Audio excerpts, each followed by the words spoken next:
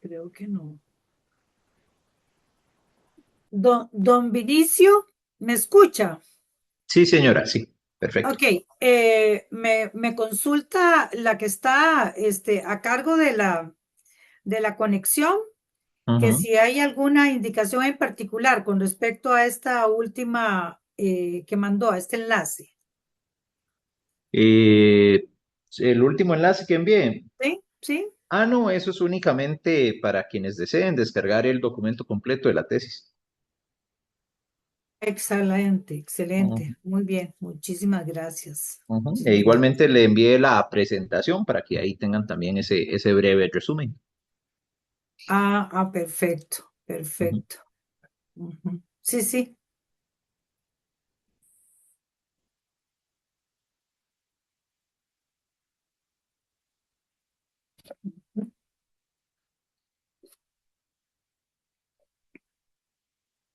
Bueno, don Vinicio, este, yo voy a dar inicio, ya estamos 13 personas, ¿verdad?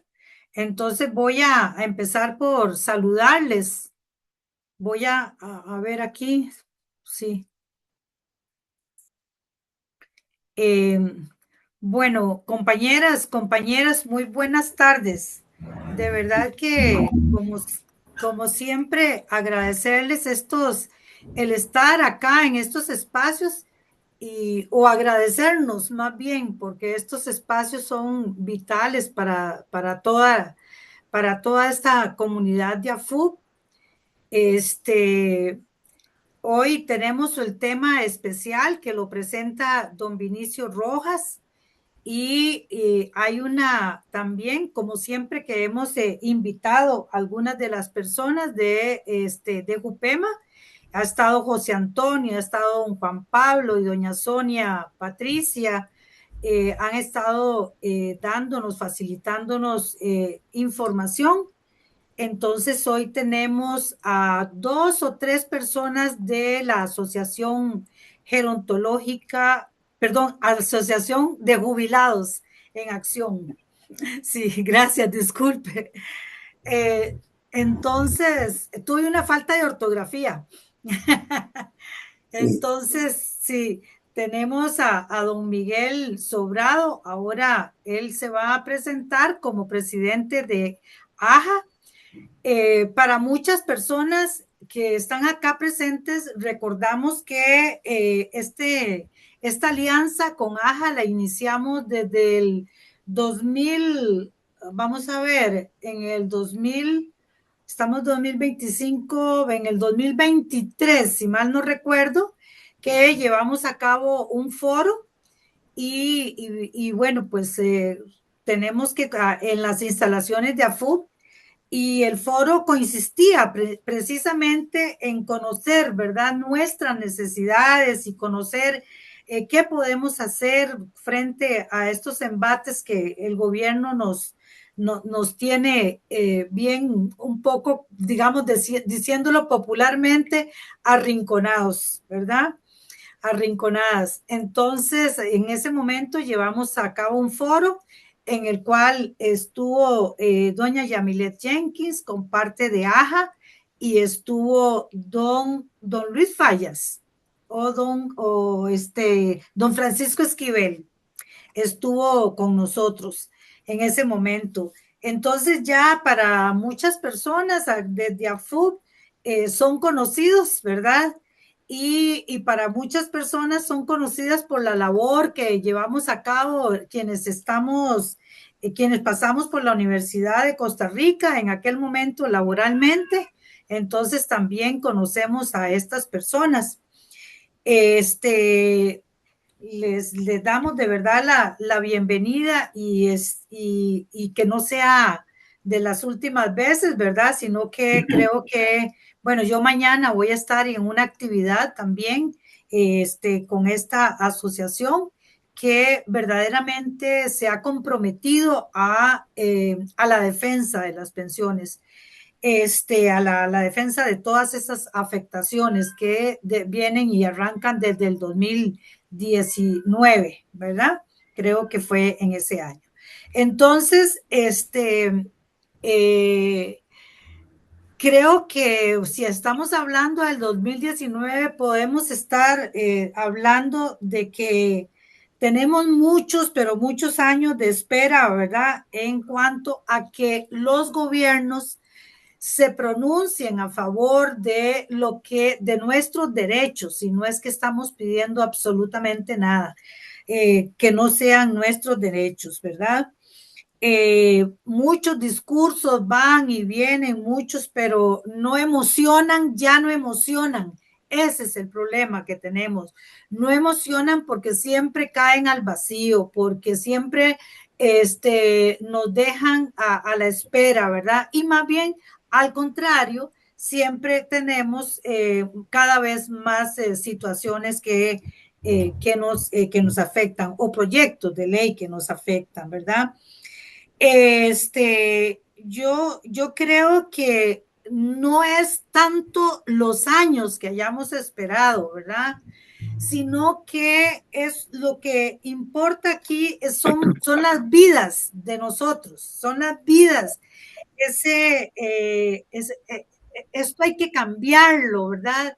Y las vidas nuestras siguen esperando, siguen debilitándose en sus ingresos, siguen asumiendo créditos que a veces ya no da la cartera para los créditos. Entonces, eso es lo que importa, que estamos aquí, centrarnos en la persona. Entonces, bueno, con estas ideas, yo le voy a dar la palabra a don Miguel para que se dé una presentación y luego vamos a esperar que cualquiera de ustedes, de las personas presentes, pues puedan decir de verdad qué es lo que les emociona con respecto a este tema en particular, qué es lo que las trae, qué expectativas tienen, ¿verdad? Porque creemos que lo que queremos es dar un paso más adelante entre todas las organizaciones que estamos preocupadas por esta tan desastrosa proyectos y propuestas. Entonces, don Miguel, adelante y después le damos la palabra a Dionisio. Sí, Adelante, don Miguel. tal vez es que me está llamando don José Rafael, que dice que no. Disculpe, ya Ahí ingresé, está. ya ingresé. Okay. Muy bien. Muy Muy bien, bien. ya está. Bueno, yo estoy muy contento de esta invitación porque la unidad y además la claridad de metas son las que pueden permitir obviar los problemas que tenemos, que son muy serios. Porque todos ustedes deben estar enterados de que hay un proyecto en la Asamblea Legislativa para nivelar todas las pensiones existentes. Nosotros en AJA hemos considerado que no se trata tanto de pelear por derechos de los ancianos o de los mayores de edad, porque los derechos humanos en esta época han sido devaluados de manera muy es terrible. por no decir catastrófica, porque por una parte, yo que estudié en Polonia y que viví allá, vi los campos de concentración que habían hecho a los nazis, pensé que eso era algo del pasado, que eso no iba a volver a suceder.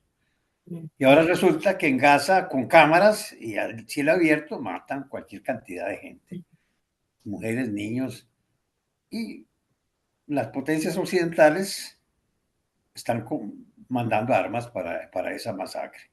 Entonces, en ese contexto, y mi ley en Argentina agarra garrotazos a los pensionados, ¿verdad? Sin asco. Entonces, que por ese lado, el tema no es muy promisorio, llamémosle así. Pero hay algo que sí es importante, y es que nosotros no somos pensionados de lujo. Y tenemos que separarnos eh, de ese gran torrente que están utilizando para mezclarnos a nosotros, porque sí hay pensiones de lujo, las existen. Hay hijas de diputados que se quedaron solteritas y que tienen pensión, ¿verdad? Y hay pensiones de 18 millones de pesos en Hacienda. Incluso dentro del mismo magisterio, hay algunos casos de gente que cotizó como docente y se pensionó como diplomático. Y esas cosas son inaceptables para nadie. Nosotros sí cotizamos y nuestros patronos cotizaron. Y nosotros lo que estamos ahora haciendo es diciendo, bueno, mire señores, en primer lugar, ¿dónde está esa plata que nosotros cotizamos? Porque si esa plata, tal como lo preveía la ley 2248, se hubiera depositado y Jupema hubiera hecho un fondo con esto, hoy tendríamos una pensión decente de Jupema y nadie estaría brincando. Pero resulta que esos fondos que cotizamos nosotros, nuestros patronos, y los que el Estado debía haber cotizado y no cotizó, esos fondos se malversaron en otras cosas.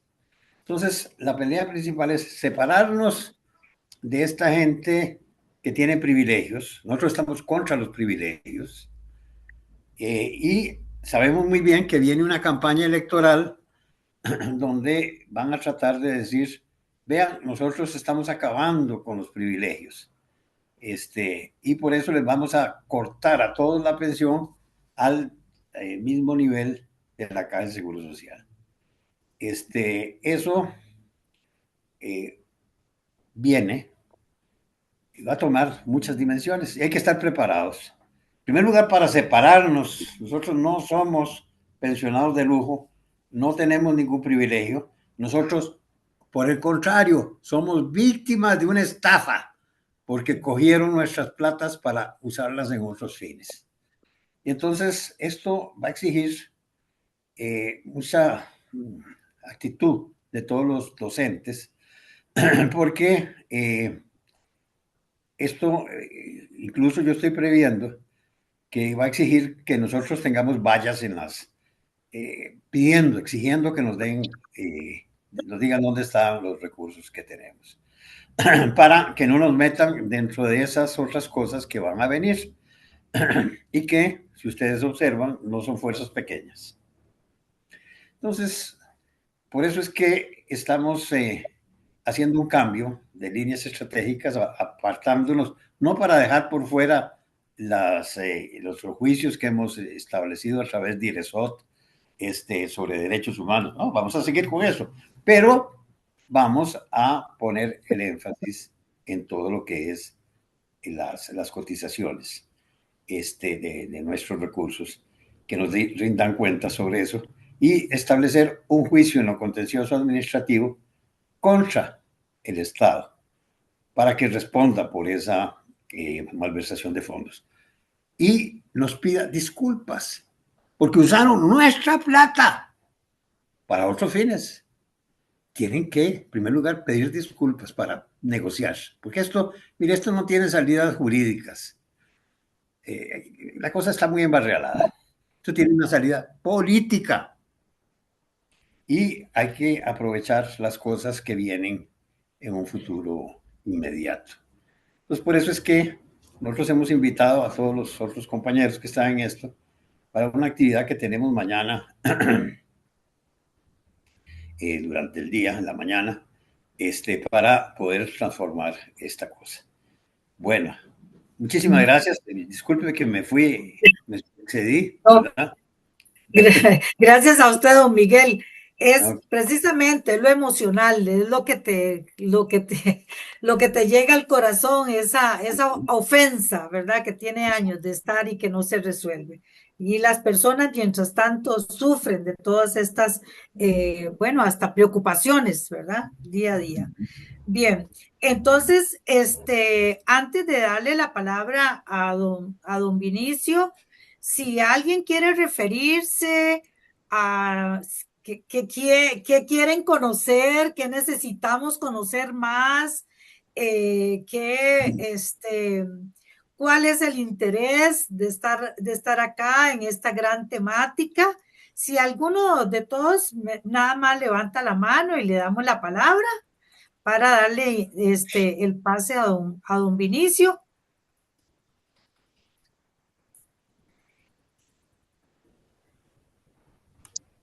Si no, pues entonces seguimos. No se preocupen, ¿ya? Bien, entonces, bueno, don Vinicio, usted está por ahí, ¿verdad? Acá Ya usted, estamos. bueno, ahí estamos. Bueno, Vinicio, no, como lo pueden ver a simple vista, no es jubilado. Es lo primero que tenemos que decir. Ajá. es del kinder. Sí, casi, ¿verdad? Sin embargo, preocupado por todo este asunto de los embates, de las pensiones, ¿verdad? De esta precisamente, como lo dice muy bien don Miguel, de la malversación de fondos, ¿verdad? Entonces, él realizó una tesis de maestría y tal como ustedes la tienen ahí, ¿verdad? Con respecto al análisis del conflicto en el proceso de reforma de la política de pensiones del Magisterio Nacional del 2018 al 2024.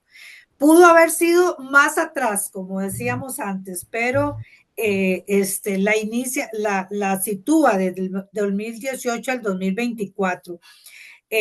Vamos a ver, digamos, él tiene retos y oportunidades para para la afiliación de las personas que pertenecemos al RTR y al RCC. Don Vinicio es sociólogo por la Universidad Nacional, tiene una maestría en gestión de políticas públicas por el Instituto Centroamericano de Administración Pública. Y bueno, ¿cómo conocí a Vinicio? Bueno, porque precisamente la Asociación Nacional de Educadores lo invitó a una reunión o a que llegara a brindar estos resultados que nos va a dar hoy de su tesis.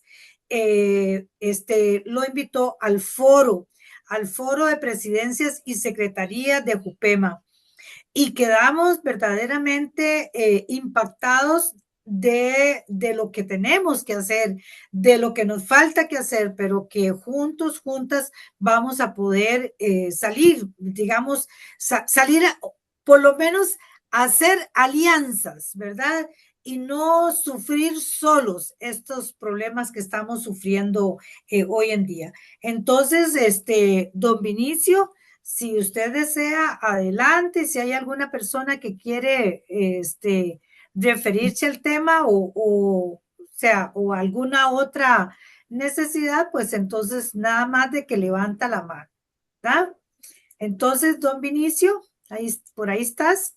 Acá estamos. Bueno, muy Ok. buenas tardes, compañeros y compañeras de AFUP y de AJA. AJA se llama, bro. Ajá. Jubilados en Acción, ok.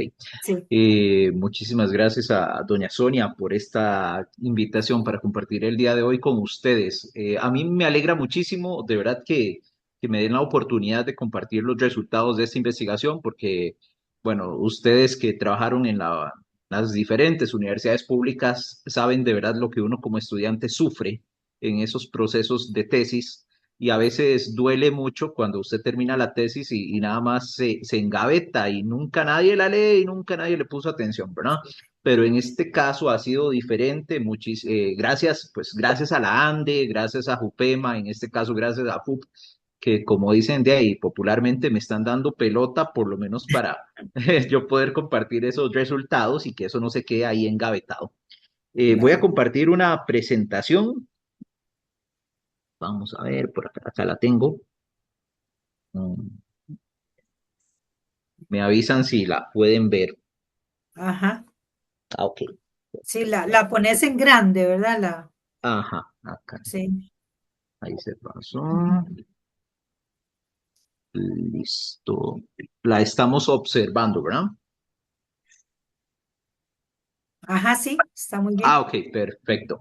Bueno, Ujú. acá esta portada básicamente lo que refleja es justamente ese sentimiento, lo que decía el compañero anteriormente, ese rostro humano, esos derechos humanos, esos sentimientos, esas personas que están detrás de esas propuestas de ley, de esas reformas que muchas veces se presentan cargadas de números, cargadas de gráficos, dizque supuestamente técnicos y objetivos, aunque más adelante vamos a ver por qué no es del todo objetivo el contenido de estos proyectos de ley. Pero detrás de esos proyectos de ley, cada vez que nosotros como organizaciones sindicales, magisteriales, anunciamos que hay un proyecto de este tipo, pues la preocupación de nuestros pensionados y de las personas que pertenecen activamente, que todavía están trabajando, pues la preocupación es inminente, ¿verdad? Es un sentimiento humano de angustia, de sentir, mira, ¿qué me quieren hacer ahora? Como lo que sucedió en 2019. Entonces, Ujú. bueno, esta investigación la hemos titulado Coaliciones Promotoras y Conflicto en el Subsistema de una Política Pública, el proceso de reforma de la política de pensiones del magisterio en Costa Rica 2018-2024, que más adelante les voy a explicar un poco de esos conceptos, ¿verdad? Que estamos utilizando para analizar esta situación y también por qué hemos delimitado justamente a partir de 2018. Vamos a ver.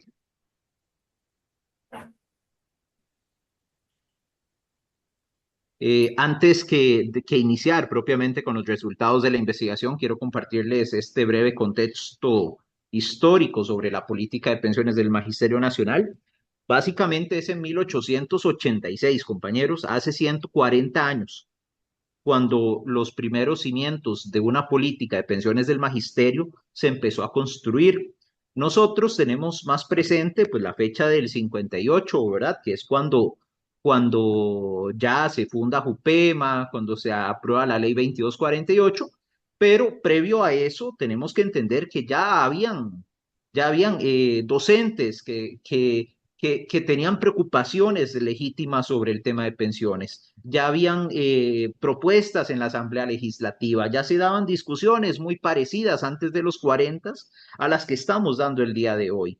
Es más, inclusive si ustedes, ahí les dejo la recomendación, hay un libro que se llama La historia de Jupema, del historiador Carlos Abarca. Yo creo que don Carlos ya falleció, si me Sí, equivoco, me sí, corrigen, él sí, ya falleció. falleció. Sí. Sí, pero de verdad Ujú. les recomiendo esa lectura, muy, muy recomendada, porque incluso habla de cómo algunos docentes tuvieron que ir a pelear a la Asamblea Legislativa para obligar al gobierno, o sea, para que los diputados aprobaran una ley que obligara al gobierno a pagarles la pensión que ya les había quitado, porque ya Ujú. les había solicitado cuotas y esas personas estaban sumamente enfermas, ocupaban retirarse, ya no podían trabajar y el gobierno no les quería dar una pensión.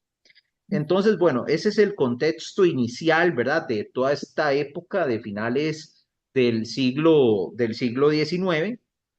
Y luego pasamos a lo que es 1958, que como les decía, aquí es cuando ya se funda la JUPEMA a través de la ley 2248, y esto surge en un contexto muy interesante, que es que si bien se materializa en el 58, es una lucha que se viene dando o que se viene discutiendo desde los años 40, ¿verdad? Porque es cuando se funda la caja y se crea el régimen IBM, que comienza esa discusión de si debería ser un único régimen de pensiones. Entonces, los maestros de aquella época dicen, no, no estamos de acuerdo, nosotros tenemos nuestro régimen de pensiones desde hace, ¿verdad? Desde el 86, y prácticamente si nos meten en ese IBM va a ser un retroceso en los derechos que ya nosotros logramos en nuestro sistema de pensiones. Pero esa era la intención, cerrar el régimen, la política de pensiones del magisterio de aquella época y fusionar todos en IBM.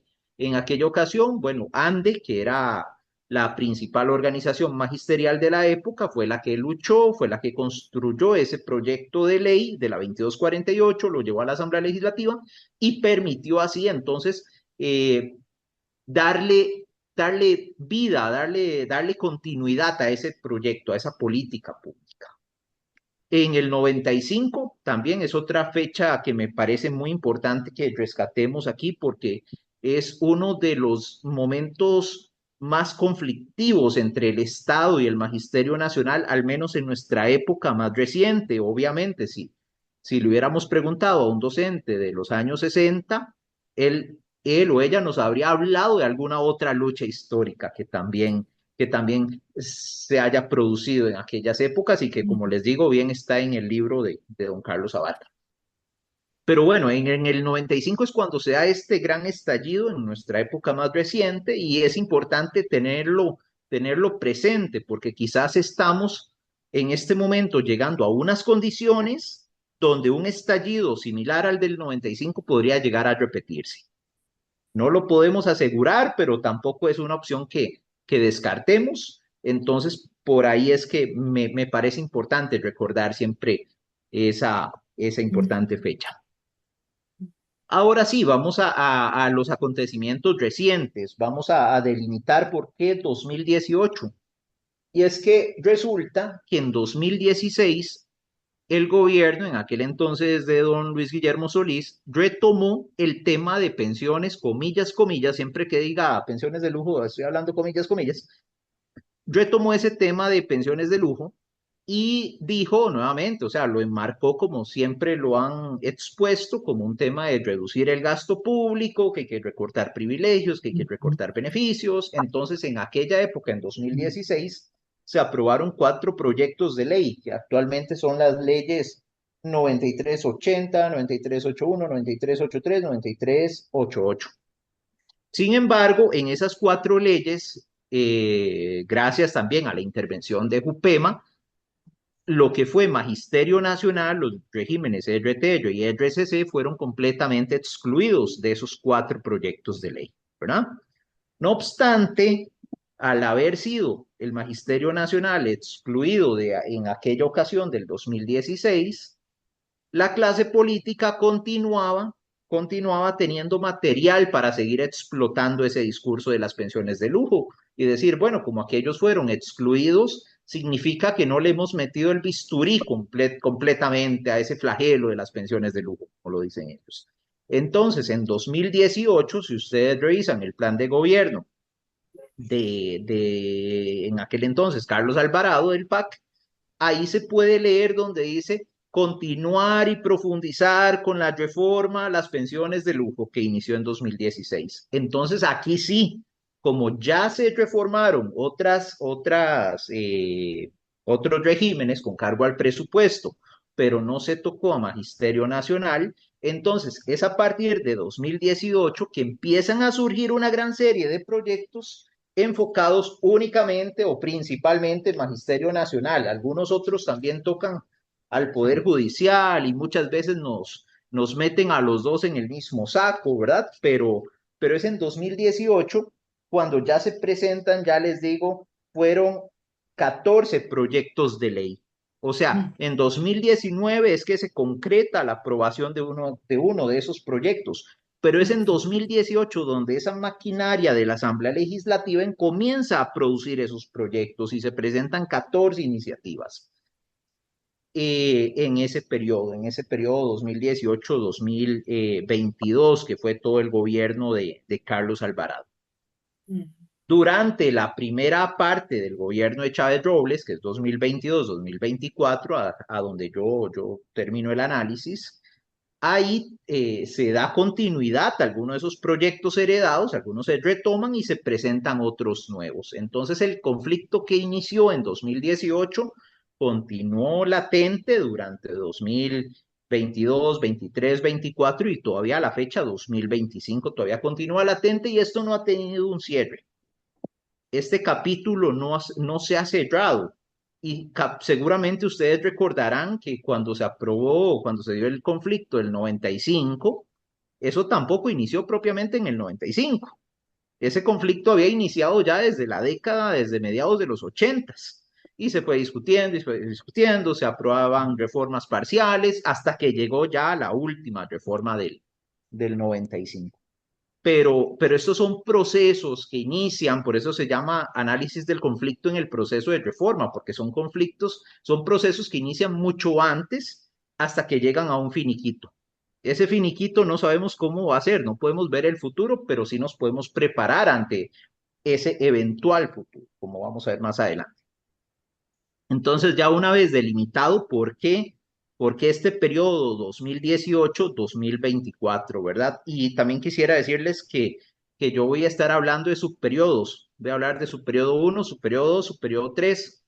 Para que me entiendan, los subperiodos básicamente es este tiempo, pero dividido. Entonces, 2018-2020 es el primer subperiodo, la primera parte, Alvarado. 2020-2022, segundo superior, la segunda parte del gobierno de Alvarado, y subperiodo 3, 2022-2024, es la tercera parte del gobierno la primera parte del gobierno de Chávez. Yo creo que posteriormente tendré que publicar ya algo más completo donde analice completamente el gobierno de Alvarado y el gobierno de Chávez, ya una vez que este gobierno termine.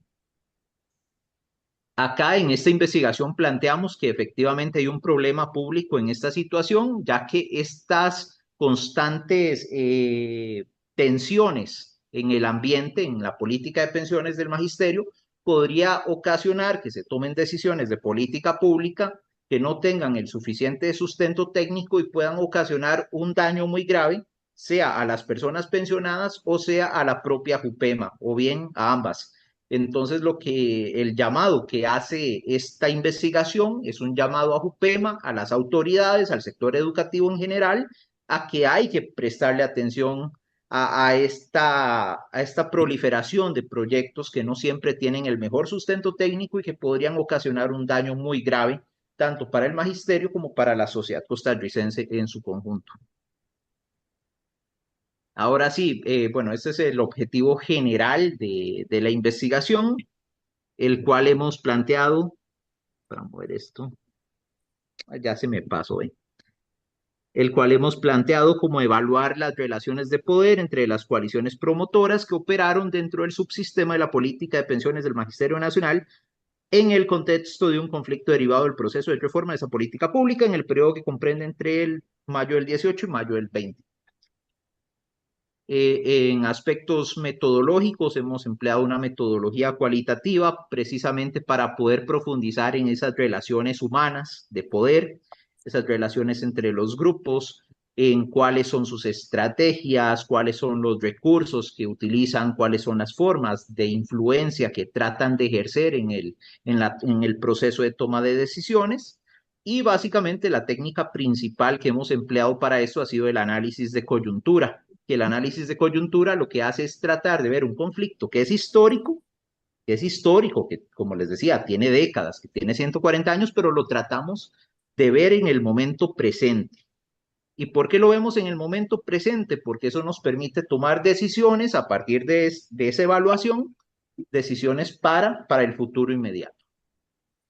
También hemos realizado un análisis de contenido, que eso se los voy a explicar un poco más adelante cuando lleguemos a ese análisis de contenido propiamente. Este es el marco teórico que utilizamos para la investigación y quisiera exponerlo muy brevemente, más que todo para que entendamos algunos conceptos que pueden parecer complejos, pero en la práctica ya son cosas que nosotros analizamos a diario. En el lado derecho de la pantalla, lo que tienen es, bueno, este es el modelo de las coaliciones promotoras, pero en el lado derecho, el rectángulo que está, eso se refiere, ese cuadrante se refiere al subsistema de la política de pensiones, aunque podría ser cualquier otra política pública, podría ser el subsistema de cualquier política. Entonces, lo que dice la teoría es que en ese entorno de la política hay actores que están interesados en ella, no siempre con las mejores intenciones, ¿verdad? Pero siempre hay actores que están involucrados. Entonces esos actores se organizan en coaliciones de acuerdo a las creencias que tengan. Entonces, cuando dos actores comparten creencias, se agrupan en una misma coalición y cuando tienen creencias contrarias, se agrupan en coaliciones distintas. En este caso, en el ejemplo, hay dos coaliciones enfrentadas. Eso significa que la política está polarizada, tal como nos ocurre a nosotros en este momento. Hay una polarización entre los que quieren retroceder en derechos y los que quieren mantener los derechos que actualmente tenemos. Cada uno de estos grupos, de estas coaliciones, tiene sus propias estrategias, sus propios recursos, tratan de generar incidencia sobre los tomadores de decisión y estos tomadores de decisión son los que pueden modificar los productos de la política pública. ¿Cuáles son los productos de la política pública? Las leyes, los reglamentos, los presupuestos, ¿verdad? Como esto no es una isla, todo lo que pase dentro de este subsistema va a tener repercusiones hacia afuera. E igualmente, cuando algo se aprueba en un subsistema cercano, tiene repercusiones, lógicamente, sobre nosotros también. Y como eso se trata de un sistema social y político, hay también factores externos, que son los que podemos ver en el lado izquierdo. Esos factores externos son de dos tipos, los parámetros relativamente estables, que eso tiene que ver con nuestra constitución política, con los valores socioculturales, con aquellos grandes acuerdos que tengamos en la sociedad costarricense, también con los tratados internacionales que protegen algunos derechos. Eso es básicamente unos parámetros estructurales que de alguna manera inciden sobre esta política pública y que pueden generarle cambios, pero a muy largo plazo. Pero por otra parte, hay otros factores externos que los llamamos sucesos externos al subsistema, que estos son más cambiantes, estos son de mediano plazo.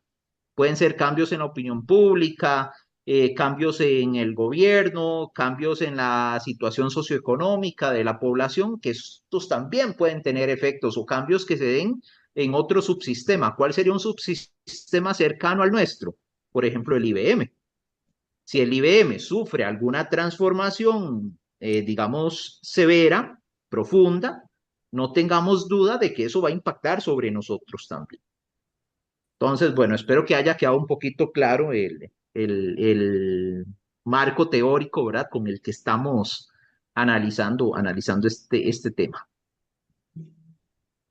Aquí ya vamos un poquito más adentro. Ahora sí, a los resultados. Primero, bueno, algunos datos generales. Básicamente, en este periodo de 6 años, compañeros y compañeras, se presentaron un total de 21 proyectos relacionados con la política de pensiones del Magisterio Nacional.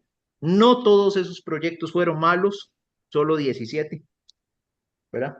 Solo 17 de los 21 buscaban hacernos algún daño.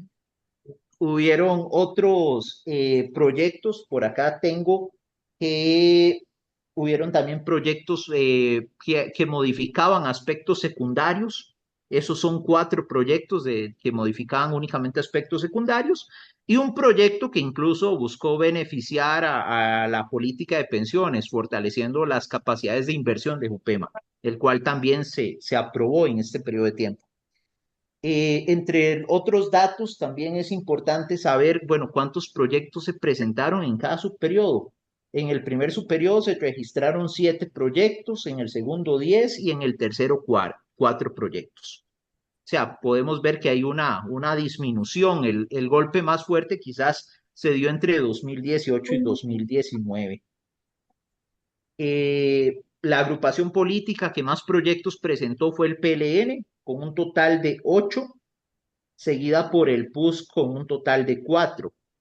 Y la mayor parte de los proyectos de pensiones que nos afectan han sido asignados a la Comisión de Asuntos Sociales. Y esto es importante que entendamos por qué la Comisión de Asuntos Sociales, porque se supone que esta comisión es la que ve temas de seguridad social. Pero les decía yo a mis compañeros de ANDE también, de ahí a veces parece que lo que promueve esa comisión es más bien lo contrario, es la inseguridad social, ¿verdad? Entonces, bueno, esto que vemos acá es una categorización que yo elaboré, que espero que ojalá Jupema le pueda dar continuidad, seguimiento y ojalá fortalecer esta categorización, porque yo después de leer los 21 proyectos, lo que hice fue tratar de agruparlos, ¿verdad? Agruparlos según el tema que traten. Y entonces encontré estas 5 categorías. La primera categoría, la que está en rojo, es el cierre del sistema. Es decir, son esos proyectos que van dirigidos de una vez a decir, fusionemos todo con el IBM y se cierra. Punto. Ese es el primer tipo de proyectos, el que tenemos en rojo. El que tenemos en naranja lo he llamado afectación del núcleo, porque básicamente son proyectos que no cierran el sistema, sino que lo que buscan es debilitarlo. ¿Cómo lo debilitan? Bueno, reducen fuentes de financiamiento estatal, por ejemplo, el aporte patronal, el aporte del Estado al RSC, o si no le asignan a Jupema determinadas obligaciones económicas, monetarias, ¿verdad? Que pueden afectar esa sostenibilidad económica del régimen RSC, o igualmente como el proyecto de mal llamado idoneidad, que trata de infiltrar gente externa al magisterio dentro de la junta directiva de la Jupema. Ese tipo de proyectos son los que afectan el núcleo y son los que tenemos en color naranja. En color amarillo he agrupado los proyectos que reducen beneficios. Es decir, son proyectos que no tienen afectación directa sobre Jupema, sino que, por decirlo así, se van encima del pensionado directamente. Se van encima del pensionado, reduciendo directamente el monto de la pensión mediante algún mecanismo, sean topes, sea quitando algún tipo de exoneración, sea poniéndole algún nuevo tipo de impuesto, comillas, solidario, ¿verdad? Como por ejemplo el que se aprobó en 2019, justamente cae en esta categoría de reducción de beneficios. En color verde oscuro, puse los proyectos que tienen que ver con fortalecer la gestión de Jupema, o fortalecer al régimen de pensiones, en la política de pensiones del Magisterio Nacional. Son proyectos pues positivos que lo que buscan es darnos más herramientas para invertir, para gestionar mejor nuestros recursos y nuestras operaciones como Jupema. Y en color verde limón, básicamente son proyectos que tienen que ver con aspectos secundarios de la política, aspectos administrativos, de gestión, que muchas veces no tienen ninguna afectación sobre Jupema. De hecho, Jupema no suele oponerse a este tipo de proyectos, como por ejemplo el que teníamos para pasar el pago mensual a quincenal, ¿verdad? Esto me parece muy interesante. No sé si acá algunos quizás recuerdan la figura de Luis Paulino Mora. Él era el director de la Dirección Nacional de Pensiones. Porque don Luis Paulino, pese a que quizás tenía un perfil político algo bajo, no era como una figura demasiado mediática, él tuvo un papel direccionador muy interesante en todo este proceso de los proyectos de ley en la Asamblea Legislativa. Por ejemplo, don Luis Paulino no le dio mucha importancia a los proyectos que eran para cerrar directamente los regímenes. Él dijo que eso le parecía interesante, que él celebraba ese tipo de proyectos para cerrar el sistema de pensiones, pero que le parecía, ¿verdad?, que quizás podía generar impactos en la sostenibilidad del IBM a largo plazo. Pero cuando le hablaban de los proyectos para reducir beneficios, ahí sí, don Luis Paulino dijo, esa es la ruta, esa es la dirección, por ahí vamos. Y les quiero leer ese pequeño fragmento. Dice, porque, o sea, eso lo dijo don Luis Paulino en 2018, pero es justamente lo mismo que estamos escuchando hoy día. Él dijo, si establecemos normas que nos equiparen los beneficios con los del régimen universal, paulatinamente eso va a empezar a bajar. Aunque los mantengamos acá, que se les pague como que si estuvieran en el IBM. Hay varias propuestas de los diputados. Nosotros vamos a plantear la nuestra en su momento. Vean, compañeros, pero es que básicamente en ese pequeño fragmento que les acabo de leer está basado el proyecto de Chávez, que ahorita está en la Comisión de Sociales, ¿cierto? Es justamente por lo que hace poquito andábamos en audiencias en la Asamblea Legislativa, que decir, mantengámoslos acá, mantengámoslos en el sistema de ellos, pero paguémosles como que si estuvieran en IBM, ¿verdad?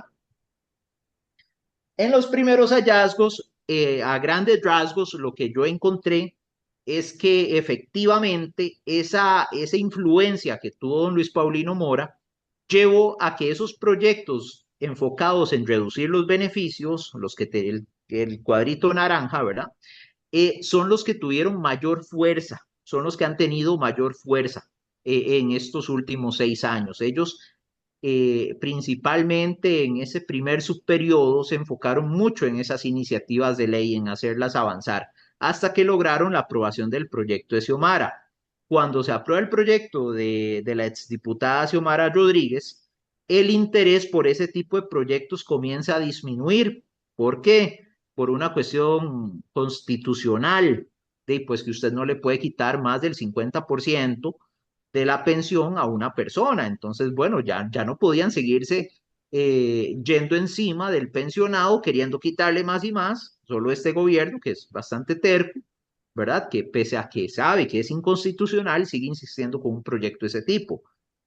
Okay, pero luego también en los hallazgos vemos que los proyectos que tienen que ver con afectar a Jupema, es decir, con afectar el núcleo de la política de pensiones, reduciendo fuentes de financiamiento, como reducir el aporte estatal, bajar el aporte patronal, congelar el aporte estatal incluso o afectar su autonomía, estos proyectos comienzan a ganar mayor fuerza.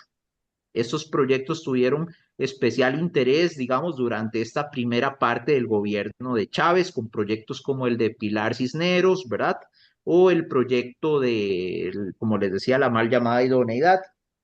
Y proyectos para cerrar el régimen de pensiones, únicamente se presentaron dos, pese a que muchas veces este tipo de tema es el que más alerta genera en nuestra afiliación, obviamente, pero realmente no hay como o gran apoyo por parte de este grupo que está tratando de afectarnos en ese tipo de proyectos, ¿verdad? Que directamente cierran, porque ellos saben que hay una gran cantidad de asuntos legales, constitucionales y financieros, ¿verdad? De actuariales que los limitan a avanzar con ese tipo de propuestas.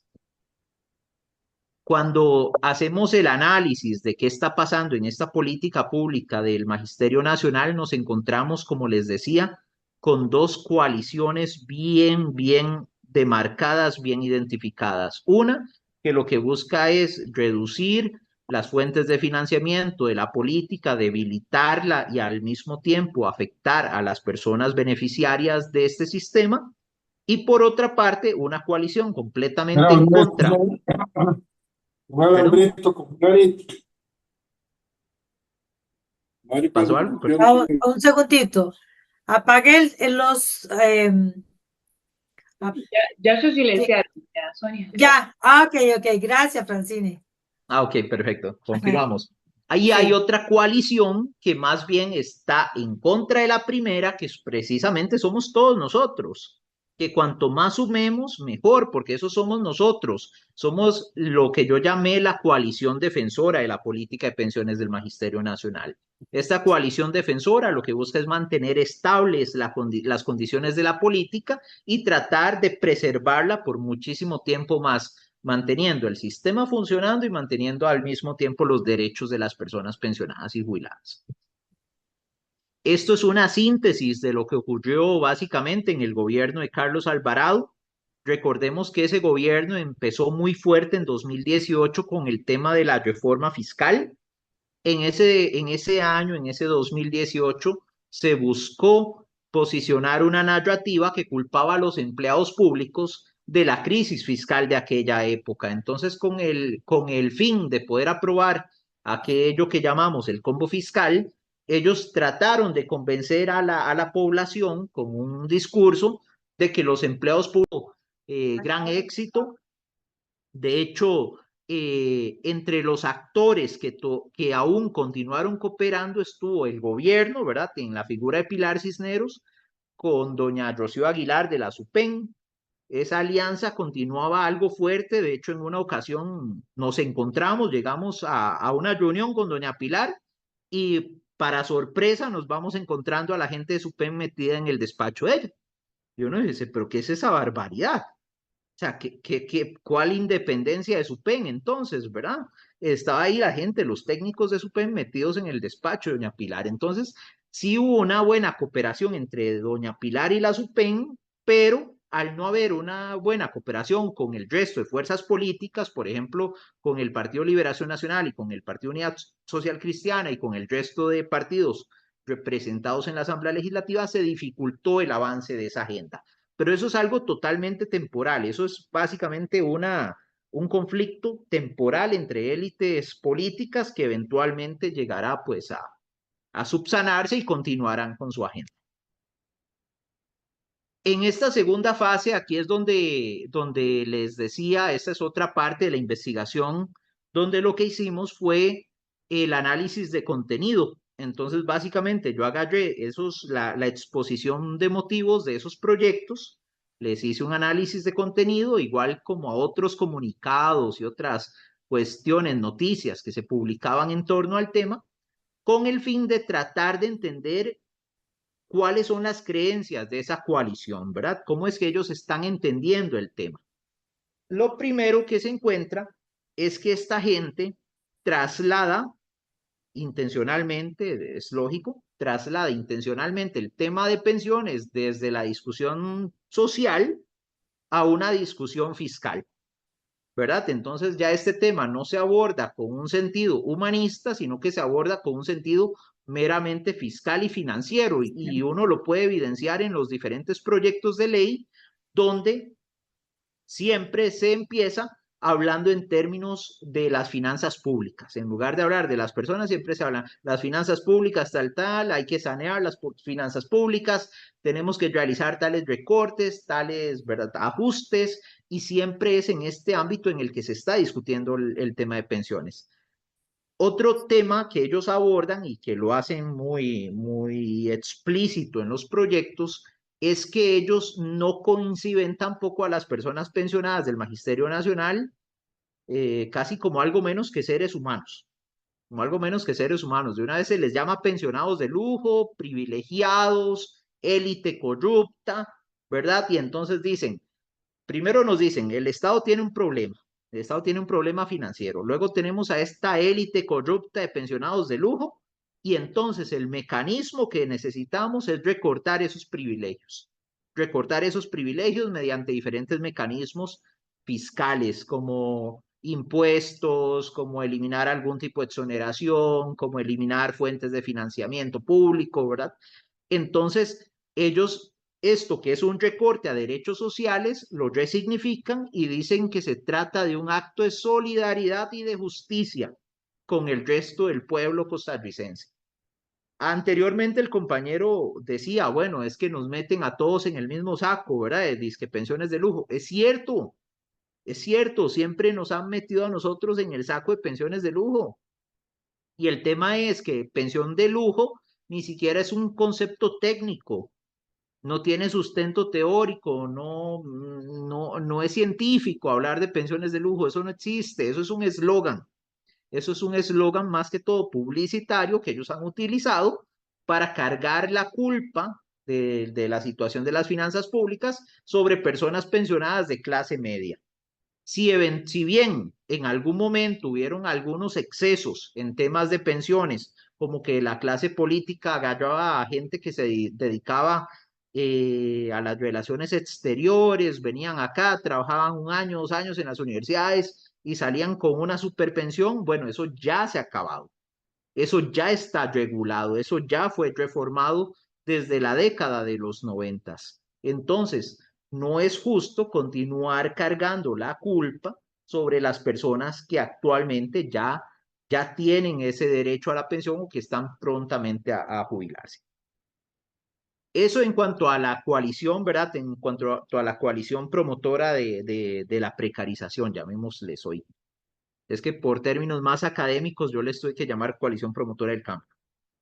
Y luego acá tenemos la coalición defensora, que básicamente somos nosotros. A nosotros también tuve que hacer un análisis de contenido, y esta coalición defensora lo que sí hace es legitimar el papel del Estado como responsable de garantizar pensiones justas y dignas para toda la población, atendiendo, sí, a la población vulnerable mediante el régimen no contributivo, siempre y cuando esto no implique afectar las fuentes de financiamiento de los regímenes formales, de los regímenes básicos de pensiones. Esta coalición tiene, por eso, la manita hacia abajo, un rechazo absoluto a cualquier propuesta que busque afectar los derechos de las personas pensionadas o del sistema de pensiones del Magisterio Nacional. Y esto aquí, los argumentos que utiliza esta coalición cambian dependiendo de cuál régimen nos estemos refiriendo. Cuando se trata del régimen RTR, justamente los argumentos más fuertes que se utilizan es que el Estado incumplió con su obligación de crear un fondo para cubrir estas pensiones del RTR. Los trabajadores cumplieron al pie de la letra, cumplieron responsablemente con hacer sus aportes puntualmente, y el Estado, antes de capitalizarlos en un fondo, simplemente los gastó como parte de los ingresos normales del Estado. Y entonces ahora tiene esa obligación de hacerse cargo de estas personas pensionadas, pero no porque las personas hayan incumplido, fue el propio Estado el que irresponsablemente no cumplió con la obligación que tenía en aquel momento de crear un fondo. En cuanto al régimen RSC, los argumentos de Jupema, bueno, son bastante sólidos también. Jupema dice, bueno, es un régimen que es el único que es sostenible en el país, tiene finanzas sanas, es sostenible por los próximos 100 años, puede garantizar pensiones por los próximos 100 años, y además, y este dato es importante que lo conozcamos, alrededor del 50% de la reserva de Jupema ha sido conseguida mediante inversión. Es decir, han sido rendimientos que se han obtenido a partir de las inversiones, lo cual habla de una excelente gestión financiera por parte de la Junta. En la tercera parte de la investigación, aquí ya vamos cerrando un poco lo que es este análisis, ya vamos llegando a algunas conclusiones, vamos viendo qué pasó a nivel coyuntural y qué pasó a nivel estructural. Bueno, a nivel coyuntural, ¿qué tenemos? Que de los 21 proyectos que les decía, 17 buscaban afectarnos. Y de esos 17 que buscaban afectarnos, solamente uno, compañeros, se aprobó en estos 6 años. Entonces podríamos sentirnos orgullosos, podríamos decir, ok, todo va muy bien, qué dicha, tenemos fuerza. Cierto, sí, eso es cierto. O sea, tenemos una muy buena organización, tenemos Jupema que está funcionando muy bien, tenemos organizaciones sindicales que de verdad han hecho lo suyo también para defender estas pensiones contra estos proyectos. Tenemos un foro de presidentes que se ha organizado para realizar lobby político, pero, y aquí viene el pero, también recuerden que nos salvaron factores externos. Ya los mencionaba yo antes. El estilo confrontativo de Chávez, la pandemia, la negociación con el FMI, fueron factores que impidieron que estos proyectos avanzaran más. Entonces, eso hay que tenerlo en mente. No todo fue gracias a nosotros, si bien hemos realizado un muy buen trabajo de lobby político, un muy buen trabajo yendo a las comisiones a defender con argumentos sólidos la política de pensiones del magisterio, han habido otros factores externos que han impedido el avance de estos proyectos también. Entonces, aquí es donde vamos a nivel estructural, donde vemos esto ya a nivel histórico. Pues a nivel histórico lo que tenemos es que desde mediados de la década de los 80 en Costa Rica se está... había encargado el medicamento y el señor llegó. Aquí hago una pausa. Sí. Ah, adelante. Francini nos controla el audio. Ah, bueno, perfecto. Sí. Entonces, desde el mediados de la década de los 80 comienza a implementarse en el país un modelo neoliberal donde la economía nuestra se fractura en dos, como dice el economista don Luis Paulino Vargas Bueno, Solís. ah, Luis Paulino Vargas. Don Luis Paulino Vargas nos habla de que la economía costarricense se divide, se dualiza en un extremo que es el más dinámico, que es el que hace las exportaciones, que es el que tiene relaciones con empresas transnacionales y es el más dinámico de la economía. Ese sector justamente está viéndose beneficiado por exoneraciones y por diferentes condiciones, incentivos por parte del Estado que le permiten mantenerse muy sólido. Pero por otra parte tenemos el otro extremo de la economía, que es la economía local, que somos los trabajadores, que son las empresas nacionales, que dependen del consumo nacional, que sobre este sector es el que se está cargando el peso de las finanzas públicas. Entonces, don Luis Paulino nos habla que es normal, o sea, que es normal que las finanzas públicas estén altamente deterioradas cuando el Estado costarricense ha insistido en cargarle la responsabilidad de sostener estas finanzas públicas al extremo más débil. Entonces, justamente aquí es donde entra por qué ese discurso de pensiones de lujo, que responsabiliza a personas pensionadas de sectores medios de la crisis fiscal. ¿Qué es esto? Son los grupos de poder que quieren eludir su responsabilidad de contribuir a las finanzas públicas y entonces construyen una narrativa, un discurso muy llamativo que lo que hace es culpar o cargar la obligación de sostener esas finanzas públicas sobre las personas pensionadas en este caso particular que estamos analizando. Acá básicamente ya después del análisis, después de entender que si bien es cierto a nivel de estos últimos 6 años, las Vinicio, cosas así, ¿verdad? Vinicio, no, Ajá. que si alguien tiene algún comentario, alguna Pero es que observación, no he terminado, ya ajá. casi finalizo. Sí, digo yo, antes de que llegue más bien a la Bueno, parte antes de final. la propuesta. Ok, perfecto. Exactamente, para agarrar más impulso. Ok, adelante, claro Sí, que sí, sí. sí, si alguien tiene, si no, entonces seguimos, pero si no, Me avisan cualquier cosa. sí, Ujú. bueno, parece que no, que todo está Continuamos. bien, todo bien claro, continuamos. Vamos claros, bueno, Ah, qué dicha que así. me van siguiendo. Vean, Sí. básicamente, como decía, a nivel de estos últimos 6 años, podríamos decir que cargas, nos fue muy bien, solamente nos metieron un gol de 16 tiros, de 17 tiros a marco. De 17 nos metieron un golcillo, nada más. Ok, Mm. detuvimos los 16 restantes. Estamos bien, pero como decía, a nivel estructural, ellos todavía conservan mucha fuerza. Ellos tienen un discurso de pensiones de lujo que todavía está muy arraigado en la opinión pública, que actualmente hay una división entre élites tradicionales y élites emergentes que representa el chavismo, que están en conflicto y en pugna, y eso ha detenido la agenda neoliberal. Pero una vez que esta pugna nuevamente se resuelva, tengamos por seguro que esta coalición promotora del cambio se va a reorganizar y va a retomar estos proyectos o va a proponer nuevos proyectos y el ataque va a continuar con más fuerza. Entonces, ante estos hechos, hemos planteado esta propuesta que lo que hace es ver este presente que tenemos hoy para pensar en escenarios futuros.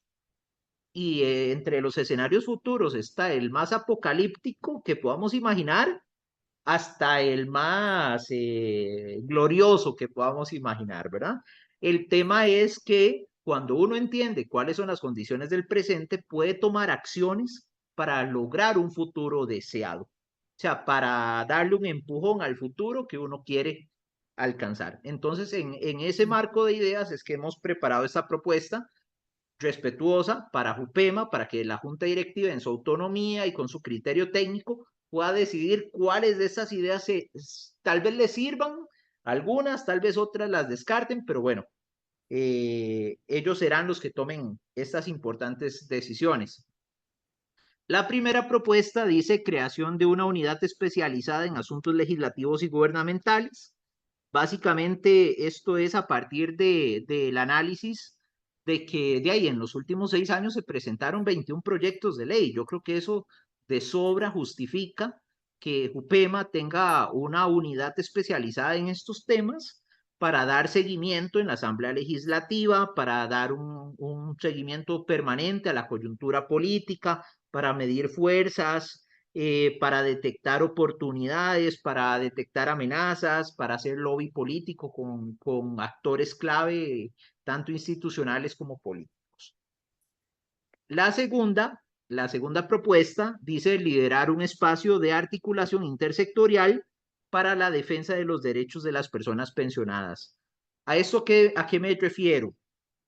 A que Jupema tiene una capacidad, un conocimiento técnico, un nivel de organización en el tema de pensiones que ningún otro sector social de nuestro país lo tiene. O sea, los conocimientos, los diferentes equipos profesionales que tiene Jupema en el tema de pensiones, ningún otro sector lo tiene. Entonces, realmente Jupema podría empezar a crear un espacio social que empiece a integrar a otros sectores de la sociedad en una visión desde los derechos humanos para la defensa de las pensiones. Obviamente con propuestas realistas, con propuestas serias, técnicas que tengan que ver con fortalecer financieramente a los regímenes, respetando los derechos de las personas pensionadas y esto sin, ¿verdad? Sin afectar. Porque, a ver, ¿qué tenemos ahorita? Que cuando se habla de espacios de diálogo social, ¿quién los lidera? Por ejemplo, en 2024 hubo uno. ¿Quién los lideró? SUPEN. Pero todos sabemos que SUPEN trabaja, a pesar de que se supone que tiene su autonomía, trabaja mucho desde una óptica proempresarial, pro-neoliberal y privatizadora. Entonces, lo que se busca con esta propuesta es que haya una contraparte que piense el tema de las pensiones y que haga propuestas técnicas en pensiones desde la perspectiva de los intereses de nosotros como personas trabajadoras. Yo sueño con que eventualmente de ahí Jupema tendrá incidencia sobre sectores como el cooperativista, el solidarista, el sindicalista no magisterial, ¿verdad? Que son sectores que están representados en la Junta Directiva de la Caja y que Jupema de alguna manera pueda asesorar bien a estos sectores para tomar decisiones en el mejor beneficio de también el IBM. ¿Por qué? Primero, porque también tenemos compañeros del Magisterio Nacional en IBM y segundo, porque como les decía al principio, todo lo que pase en IBM va a repercutir sobre nosotros eventualmente. La tercera propuesta dice fortalecer la comunicación política de Jupema a través de capacitación y una estrategia permanente. Esto se trata de implementar una estrategia permanente de comunicación política que incluya temas como los mensajes clave, el manejo de crisis, la vocería, la definición de audiencias, publicaciones periódicas y participación en medios de comunicación. ¿Esto por qué? Porque muchas veces Jupema tiene que enfrentarse justamente a gente muy populista, digamos, por decirlo así, a populistas que hablan de pensiones de lujo, ¿verdad? Sin ningún asco. Y entonces, de alguna manera, hay que hacer una contraparte que pueda responder efectivamente a esos mensajes y contrarrestarlos. Una buena estrategia de comunicación política en esa línea. La cuarta propuesta dice capacitación dirigida a liderazgos de las organizaciones que integran la junta directiva. Aquí a lo que yo me refiero es que Jupema cree un programa permanente que permita formar generaciones de personas de todas las organizaciones que la integran en el tema de pensiones, es decir, que las vaya introduciendo. Yo sé que cuando llega un nuevo directivo a Jupema, ¿verdad? Lo capacitan ampliamente en todos estos temas, pero es que son temas muy complejos. Pensiones tiene que ver con asuntos financieros, tiene que ver con asuntos legales, tiene que ver con asuntos de derechos humanos, sociales, de tratados internacionales, es decir, hay demasiadas aristas en el tema de pensiones, es muy complejo, entonces idealmente empezar a generar una nueva generación de liderazgos en el Magisterio Nacional que antes de llegar a ocupar un puesto en JUPEMA ya vayan con un cierto bagaje y un cierto conocimiento de esta materia. La quinta es que se creen alianzas estratégicas con las universidades. Aquí a lo que me refiero es que JUPEMA tiene una gran base de datos, una gran cantidad de información que puede ser útil para personas que estudian economía, sociología, psicología, trabajo social, finanzas, etcétera, ¿verdad? Que JUPEMA podría hacer esa alianza con las universidades para empezar a generar investigación y conocimiento en materia de pensiones desde una óptica social diferente, ¿verdad? Desde una óptica pensando en el ser humano y no desde la óptica neoliberal que únicamente somete al ser humano a los vaivenes de la economía. Y bueno, ya con eso concluyo. Básicamente, nuevamente, reiterar,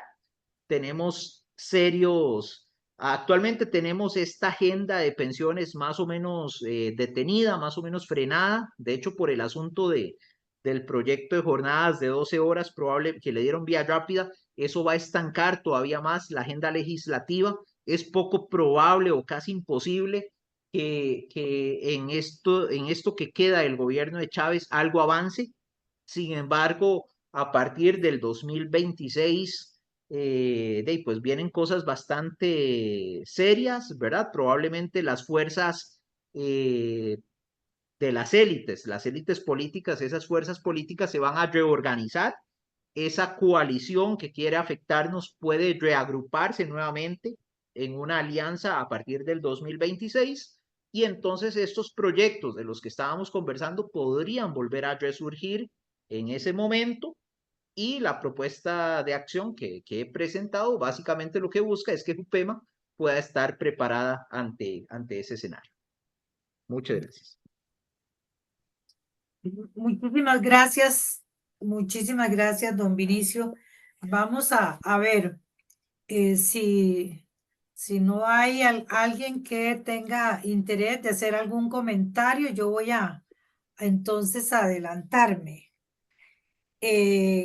Con respecto a, primero, felicitarle con esta exposición y más bien todo este material que usted está aportando a JUPEMA y yo como representante, pues lo hemos valorado mucho desde JUPEMA, ¿verdad?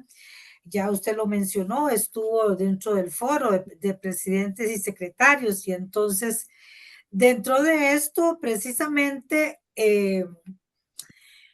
analizamos en una de las últimas en una de las últimas sesiones de junta directiva un gran problema que se presenta, Vinicio, y que tal vez usted, digamos como que, o usted o muchos estudios no lo tienen contemplado, es que el régimen del IBM es sumamente diferente, digamos, no en términos de económicos, a la estructura misma que gobierna pensiones. Vamos a ver, JUPEMA administra directamente las pensiones. JUPEMA tiene una capacidad de gobernanza que por eso en las esferas internacionales ha ganado prestigio y se ha ganado lugares en organizaciones de seguridad social, porque tiene una junta directiva, en primer lugar, que es la que administra internamente la institución, pero que tiene las miles de pensionados, miles y miles de pensionados, jubilados y no jubilados, activos y no activos, que están siempre celosos de ver qué está haciendo JUPEMA, cómo está gobernando JUPEMA, cómo está, o sea, no, a mí muchas amistades me dicen, te tenemos ahí para que cuides nuestro fondo. ¿verdad? Porque hay una estructura de representaciones sindicales, organizaciones sindicales y no sindicales, ¿verdad? Organizaciones como la nuestra de AFU, que garantiza precisamente la gobernanza de Jupema y significa gobernar o tener, tener cuidado con lo que se está haciendo con estos ingresos. Entonces, hago la diferencia. El IBM no lo tiene. El IBM, además de que en este momento, ¿verdad? Está en gran riesgo y lo hemos visto, de que el señor Chávez se le ocurre quitar y poner piezas, ¿verdad? Y que la junta directiva del IBM administra salud y pensiones. Ajá. Entonces, al administrar salud, se enfoca en que el sistema de salud se mantenga, ¿verdad? Que es lo que garantiza la sostenibilidad, ojalá, ¿verdad? De la caja. Pero resulta aquí que las personas jubiladas con el IBM no tienen identidad. No defienden su pensión y son que los que están más en una picota, ¿ya? Están más amenazados, ¿ya? Se puede decir que están más amenazados que Jupema, ¿verdad? Bueno, Jupema por lo menos en este momento no presentamos amenazas, salvo las que el mismo gobierno o la misma SUPEM, por ejemplo, en este momento que viene a cobrar unas altas sumas, pero altas sumas para efectos de supervisión a todas las operadoras de pensión. Y entonces se va, cobra la supervisión, la SUPEM cobra la supervisión de todos los activos de la Jupema, ¿verdad? Entonces, ahí es donde está la amenaza y donde pretenden desaparecer el fondo. Ajá. Entonces, somos nosotros los que tenemos, nosotros tenemos que seguir celosos, no de Jupema por dentro, celosos de que el gobierno no se lleve este patrimonio, porque se lo está llevando con el IBM.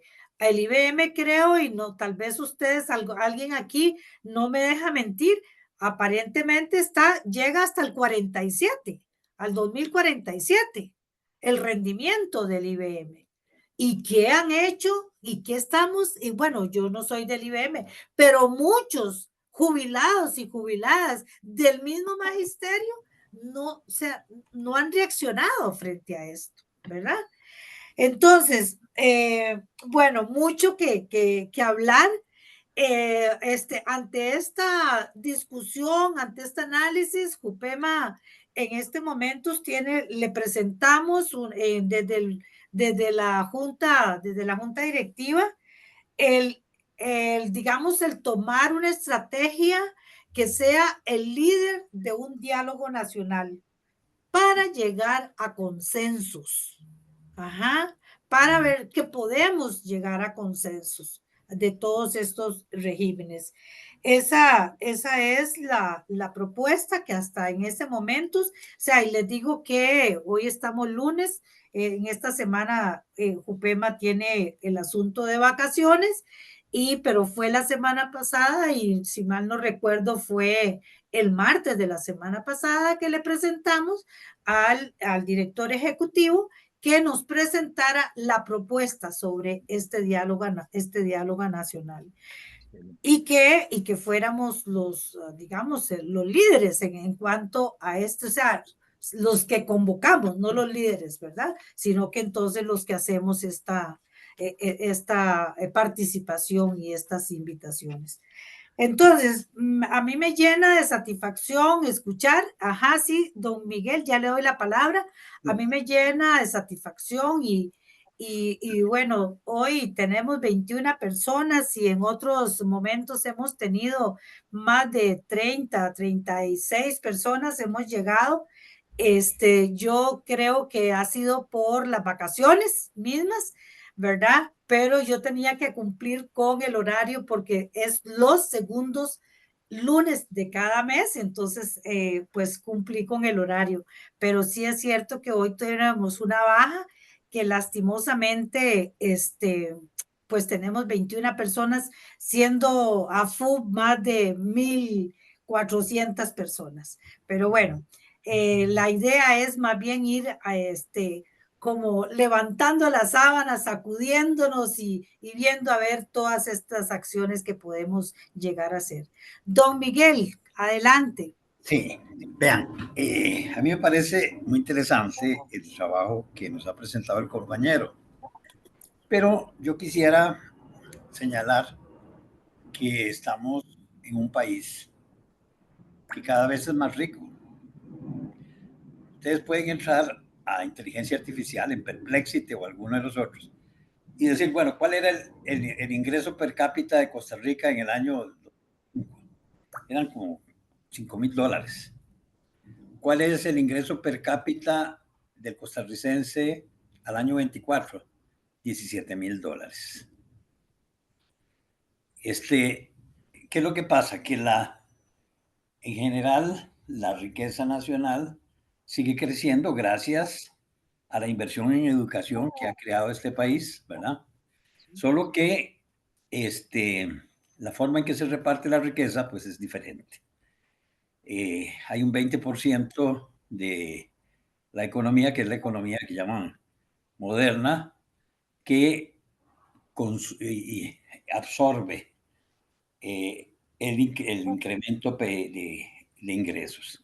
Mientras que hay otra parte, el 89%, que está estancada o está retrocediendo. Entonces, el problema de las pensiones de cara al futuro es un futuro de revolución tecnológica. No va a depender solamente de los fondos de pensiones. Por ejemplo, los chinos no tienen fondos de pensiones y todos tienen pensiones. Es de la producción nacional.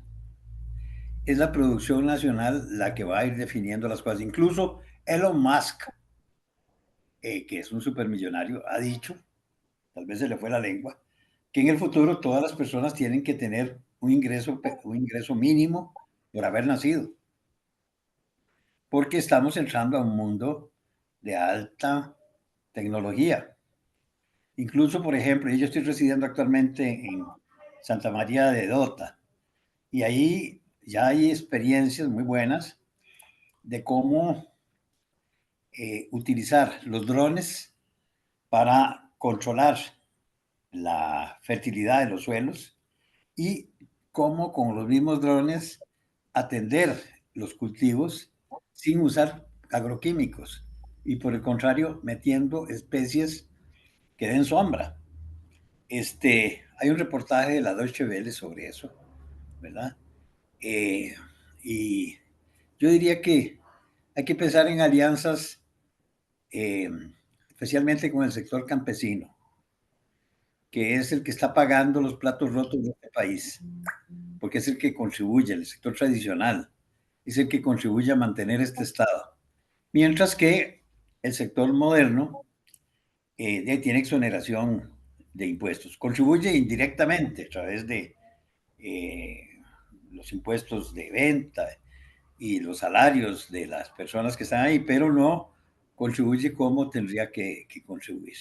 Entonces yo pienso que hay que buscar unas alianzas más allá hay que pensar en el magisterio, ante todo, ¿verdad? Pero hay que ir pensando, sobre todo ahora que viene la campaña electoral, en algunos planteamientos.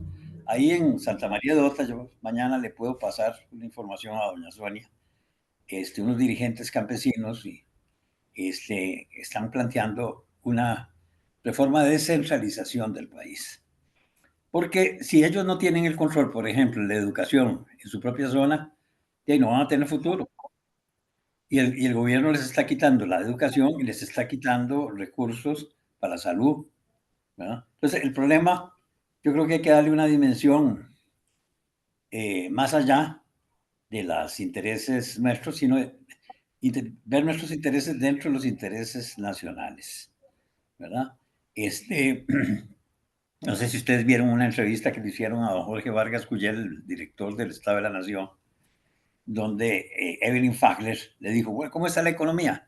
Y don Jorge contestó, bueno, el Producto Interno Bruto ha crecido 4 veces, y las exportaciones han subido 8 veces, pero la distribución del ingreso ha permanecido estática, ¿verdad? Pues ahí está el problema. El problema es más estructural y hay que tener una actitud más política, ¿verdad? En relación a esto, porque este tema es eminentemente político, ¿verdad? En el plano económico, en el plano legal, las cosas son más fáciles de demostrar, pero son las alianzas y las fuerzas las que van a definir el futuro nuestro, con visión, ¿verdad? Básicamente quería felicitar desde luego a don Vinicio. Es muy buen trabajo el que ha hecho y además no es solamente que hizo el trabajo, es que es un trabajo que aglutina y mueve intereses en función del conocimiento concreto de la realidad. Si no, él no está hablando tonteras, él está exponiendo un trabajo que le costó mucho para movilizar a las, a las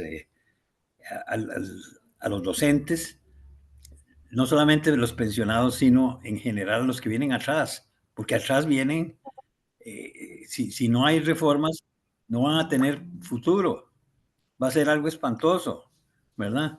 Y nuestro país ha dependido siempre de la educación, y esa ha sido su fortaleza, y no podemos de ninguna manera descuidarla, y eso lo tiene que entender todo el país. Creo que ese trabajo de don Vinicio, como el de Abarca, nos ayudan a dar un paso adelante. Y quiero felicitar a UPEMA por haber hecho esta actividad. Y estos pasitos a veces van poco a poco, pero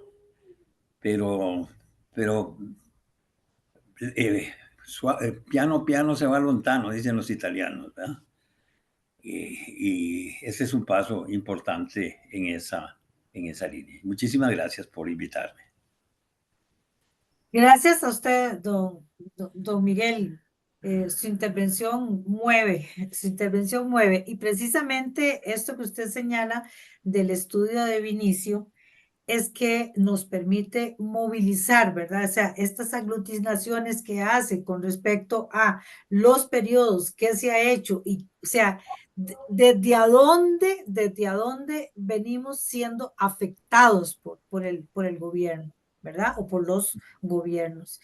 Y entonces, o sea, eso mueve, o sea, ya es casi que preguntarse y decirse, pero qué es indignante lo que estamos recibiendo. Yo no sé si ustedes tienen conocimiento de que ya se ordenó a Jupema, el Ministerio de Hacienda, para que le entregue la lista de las cuentas del banco para entregarles el costo de vida. Y ese costo de vida, tanto a los del RTR como a los del RCC, a todas las personas jubiladas.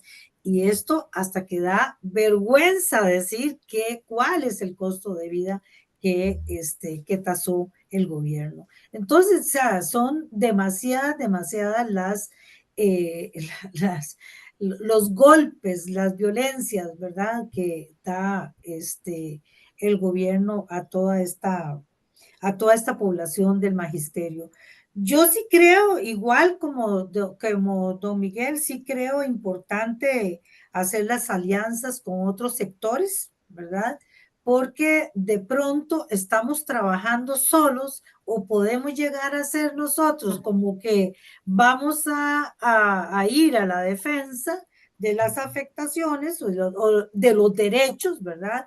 Porque el diputado Jorge me preguntaba, me emplazaba a mí en la misma asamblea legislativa que si considerábamos que no habían pensiones de lujo.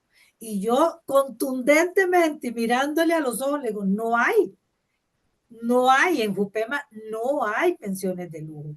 Todos han cotizado por el régimen. Esa es la respuesta, ¿ya? Sin embargo, la popularidad misma, entonces, se ha defendido de que pensión de lujo, sí, porque por las razones que sea, porque gano más de 2 millones, ¿verdad? Y eso ha calado, y eso entonces viene calando en el perdón, en el imaginario, ya hablar de una pensión de lujo es porque tiene una solvencia de un ingreso de 2 millones de colones cuando está merecido por sus derechos del mismo régimen al que cotizó. Entonces, esto, pues, de verdad que si nosotros hacemos una afrenta con el gobierno y estamos aislados de otros sectores, creo que, pues, más bien al decirlo al revés, si estamos aliados con muchos sectores más, podemos entonces más bien avanzar más que si estamos solos. Eso no hay duda, ¿verdad? Si alguien quiere, sí, doña Yamilet, adelante. Adelante, Yami. Tiene el micrófono apagado.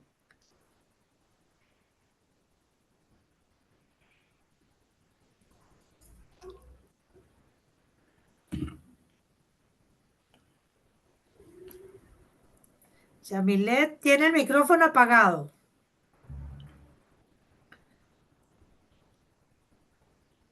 Francine, usted puede desbloquear el micrófono. Ya le mandé la consulta, a ver si lo Ok. si lo activo. Allá, ahí. Adelante. Ahí, Gracias. adelante. Gracias, Gracias. Francisco. Bueno, felicitaciones al compañero que expuso. Muy interesante. Y lo que yo voy a decir tiene que ver tal vez con por qué es que estamos tan apagados, con problemas tan serios, tan grandes y que nos tocan a todos. Es por la gran ignorancia que hay, pienso yo, sobre estos temas. Una explicación como la que dio el compañero en las diferentes filiales nuestras sería sumamente más necesaria que las de misma salud que están dando, ¿verdad? ¿Por qué razón lo digo? Porque en los diferentes chats que estamos, los pensionados, se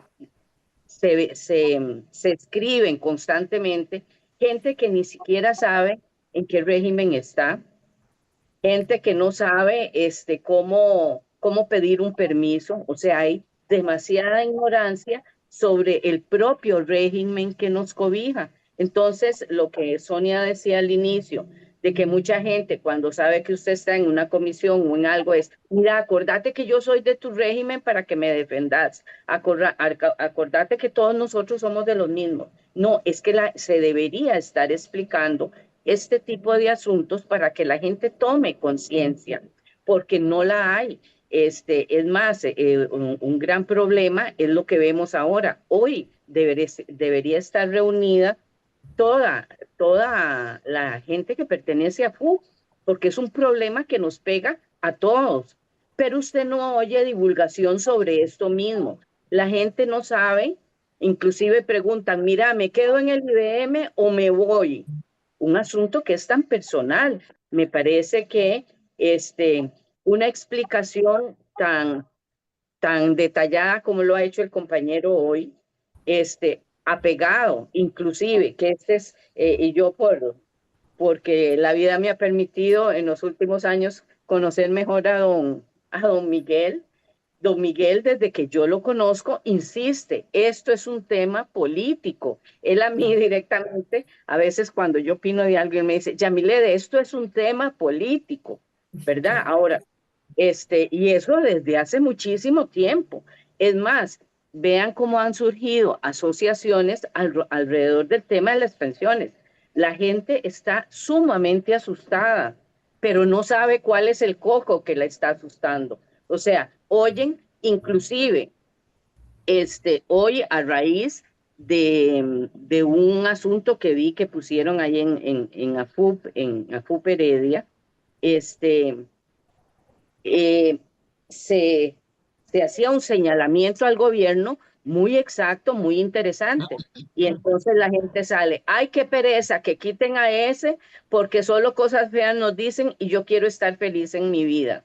No creo que nadie pueda estar feliz ahora, sabiendo a lo que se está enfrentando. Entonces yo sí creo, para terminar mi intervención, que nosotros tenemos desde JUPEMA o desde las asociaciones donde estamos, de hacer un frente muy grande, con mucha persistencia en cuáles son los cocos que nos amenazan y cuál es la problemática real, real que estamos enfrentando, tal cual nos lo explicaba ahora el compañero. Me parece que la explicación que él dio es una explicación muy llana que puede llegar a la mayoría de las personas, porque uno siempre dice, claro, es que las personas que digamos, los conserjes, el jardinero, no entienden. Claro que entienden. Inclusive, un movimiento de esto que llaman las mesas nacionales de trabajo, ese movimiento se inició gracias a un grupo agrícola que le fue a suplicar al rector que les ayudaran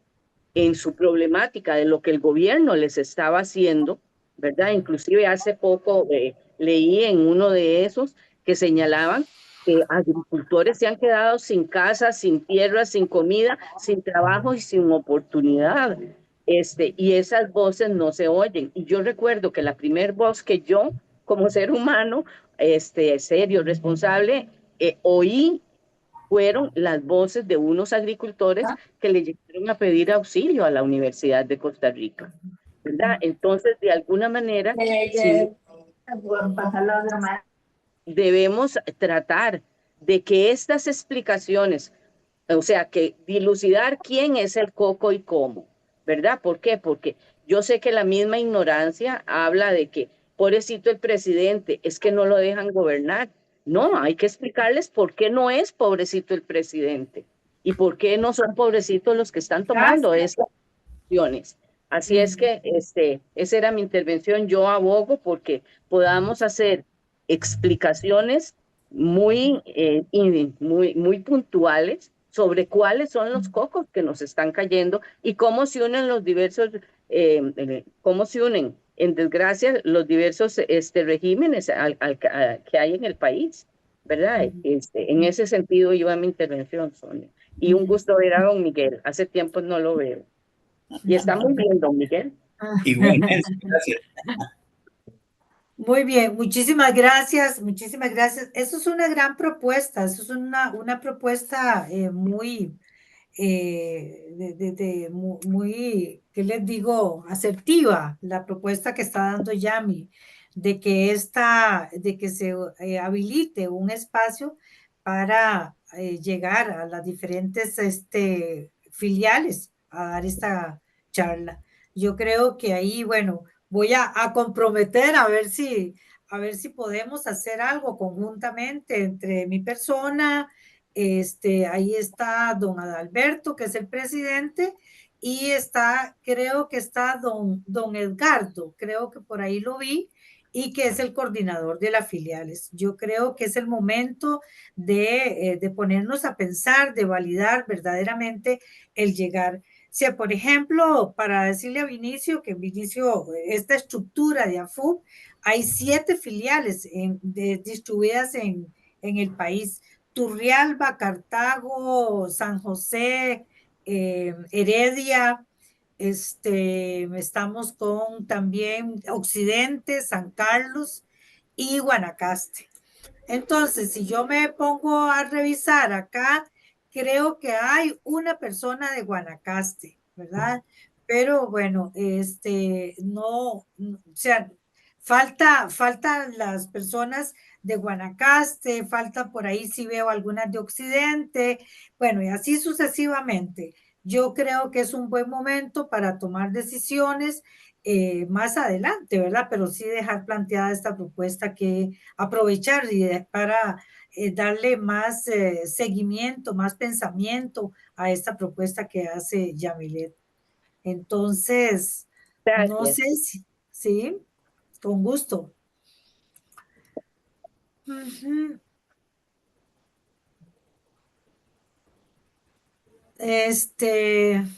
Vamos a ver. Bueno, si no hay alguna otra observación o algún otro comentario, entonces podemos despedirnos, ¿verdad? ¿Puedo darle Nada más un que, pequeño mensajito final, Ley? sí, adelante, adelante, claro. Sí, Estamos es que proponiendo de que usted vaya a las filiales y no sabemos si podemos contar. Adelante, no, don Vinicio. sí, bueno, eso está un poquillo complicado porque yo me la paso más que todo en la Asamblea Legislativa y yo monitoreo de forma permanente. Ahorita, por dicha, tengo tiempo porque están de vacaciones los diputados. Pero bueno, quería retomar algunas ideas que se han dicho. Por ejemplo, Miguel nos hablaba de los grandes desafíos que tiene la sociedad costarricense y en general el mundo con el avance tecnológico. Y sí, eso está pasando. La informalidad laboral, el incremento del desempleo, el desplazamiento de la mano de obra humana por máquinas. Y bueno, esos van a ser temas que van a explotar dentro de poco tiempo. Dentro de poco tiempo eso va a empezar a generar todavía más discusión y más problemáticas para los diferentes regímenes de pensiones. Igual como se suma el tema demográfico, ¿verdad? El tema es que ante estos desafíos va a tocar generar propuestas.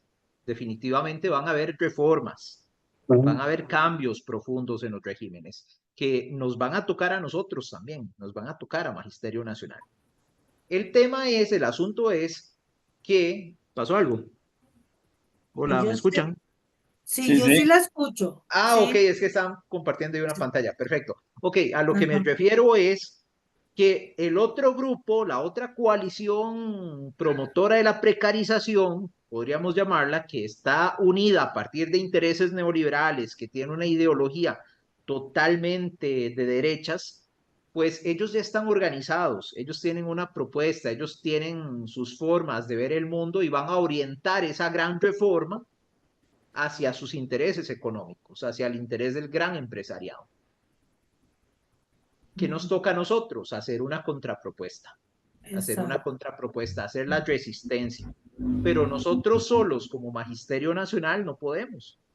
No podemos. Ocupamos involucrar acá al pueblo costarricense también. Ocupamos que Jupema lidere ese espacio. ¿Por qué Jupema?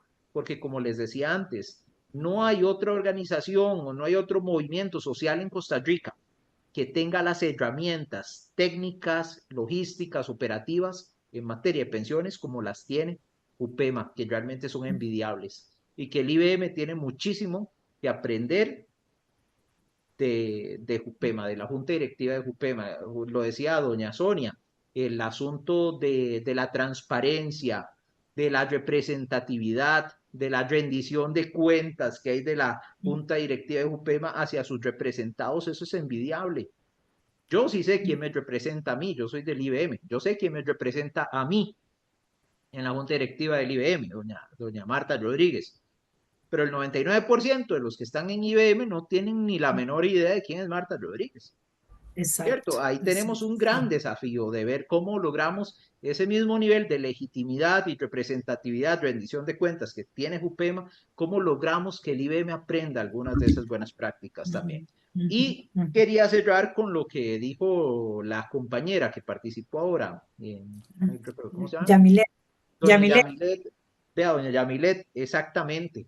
Los mensajes tienen que ser claros, tienen que ser llanos, porque aunque estemos hablando un lenguaje a veces muy técnico o de cosas que son a veces en apariencia muy técnicas, tenemos como profesionales la obligación ética de intentar aterrizar ese lenguaje al vocabulario de la gente. Por eso hablaba yo también de la propuesta de comunicación política, porque la Claro. comunicación política nos ayuda a construir mensajes dependiendo del público al que usted se quiera dirigir.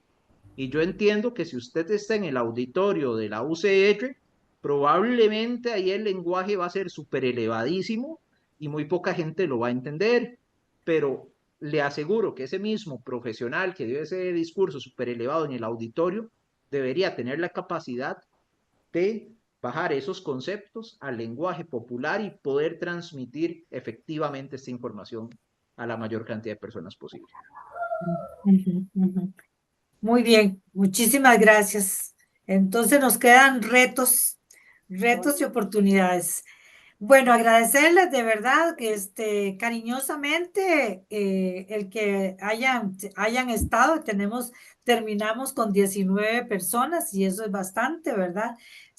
Quiere decir que hemos estado interesadas y interesados estas personas y bueno, y quedan invitados para el siguiente mes a estos mismos espacios, ¿verdad? O a este mismo espacio que es de ustedes, compañeros, compañeras.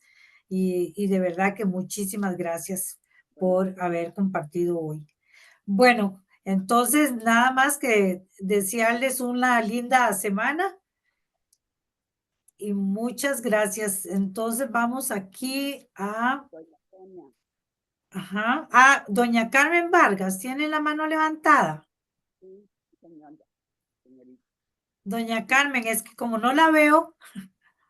Si me permite. Sí, claro, adelante. Hablo también a título de la coordinadora de comunicación de ACUP. Ajá.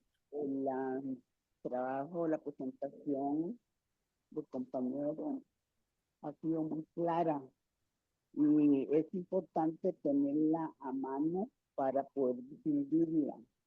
Claro. Me imagino que va a quedar en YouTube o en algún medio impreso, porque siento que definió en pocos puntos una estrategia de trabajo. Muchas gracias. Claro, claro. Muchísimas gracias, doña Carmen. Muchos saludos para usted. Gracias, muy bien. igual. Muy bien, entonces ahí tenemos en el chat a doña, más bien tenemos en el chat que dice excelente la conferencia. Bueno, feliz tarde, muchísimas gracias. Ha sido un placer. Vamos a ver. Chao, hasta luego. Hasta luego. Hasta luego. Gracias. Muchas gracias. Gracias, Francini, por todo su apoyo logístico. Muchísimas gracias. A usted, doña. Buenas tardes y muchas bendiciones para todos y éxitos. Gracias, muy amable.